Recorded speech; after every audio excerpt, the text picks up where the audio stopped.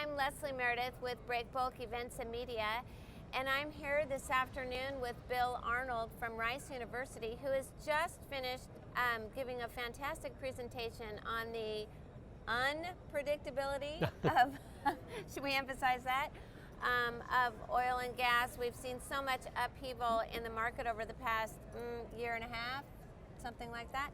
So I'd love it, Bill, if you could give our viewers a recap of what you talked about and, you know, the key points that they should keep in mind as we move forward. Right. Well, thank you very much, Leslie. It was really fun earlier this morning to walk through the exhibition hall and see all of the activity and the size and scope of what your industry deals with is just astounding. It's really a lot of fun.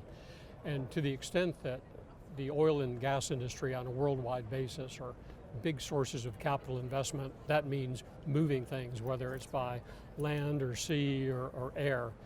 And we've seen companies slashing their capital budgets as a result of the collapse in oil prices. We've seen capital budgets cut by 40 and 50%, sometimes even more. And that translates into less equipment and cargo being moved around the world. But it's a very, very unpredictable industry. It's a volatile industry in terms of prices. Whether you're going back to 1865 or 15 years ago, prices are extremely volatile. And there are a lot of things at play that can have an impact. We have a very unsteady world right now with what's going on in the Middle East and Russia and Venezuela and other places. So you could have some dramatic changes almost from one day to the next.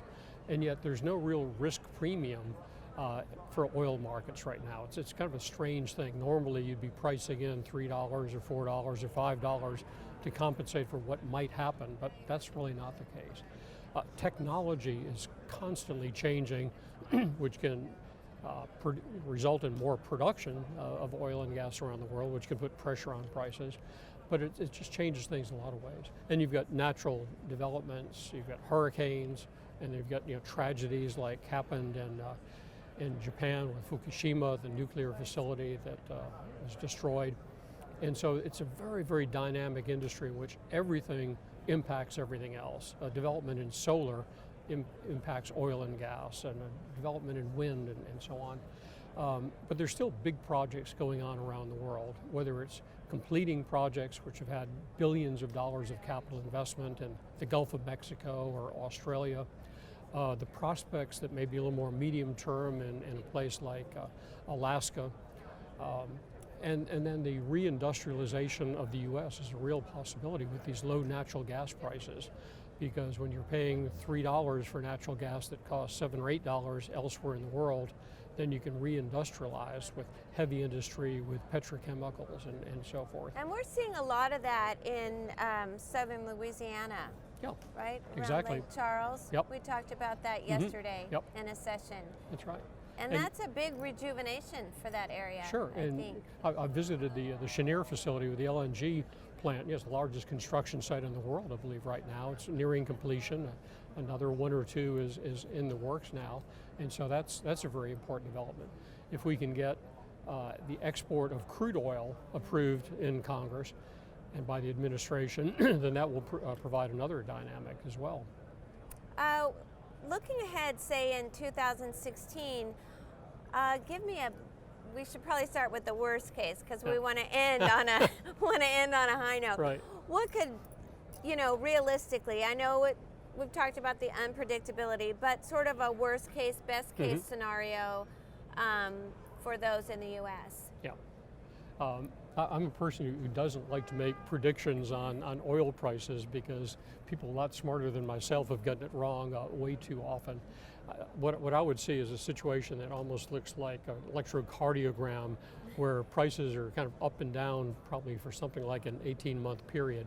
And it's a question then, I guess, of how low the downs are and how high the ups might be. We've reached a pretty tough time now, and we've had levels of production that seem surprisingly strong in view of these low prices. And I tried in my talk to give some of the explanations of why that's the case. And we're beginning to see a cutback in production in the U.S. that probably will accelerate. And so that takes pressure off. it's estimated that the oversupply of the global market of about 94 million barrels a day is only about 1 million barrels. So you get 1 million barrels coming off, you get back to an equilibrium or maybe even a shortfall. And with any kind of commodity, when you're in shortfall, prices go up way out of proportion. So there is upside potential, and you've got a very delicate situation in a place like Iraq, and Iraq is producing at a 35-year high. I mean, does that make any sense in a place that has no government? They're producing 3.5 million barrels a day. Venezuela is not in very good shape. So the possibility of having a supply drop is certainly there, which could cause short-term escalation. But companies have been burned, and they've cut their capital budgets, and they've laid off people, and they've renegotiated contracts with the suppliers. So it's going to be a tough period for some time, in all likelihood. Okay, so maybe 18 months, you're saying? Yeah, could be. And then maybe we'll see a little uptick. The industry hopes so. And so do I. That's right. And so do all of us here. Right. So thank you so much Leslie, for joining us. Thank you very much. Appreciate it. Enjoyed being here. Thank you.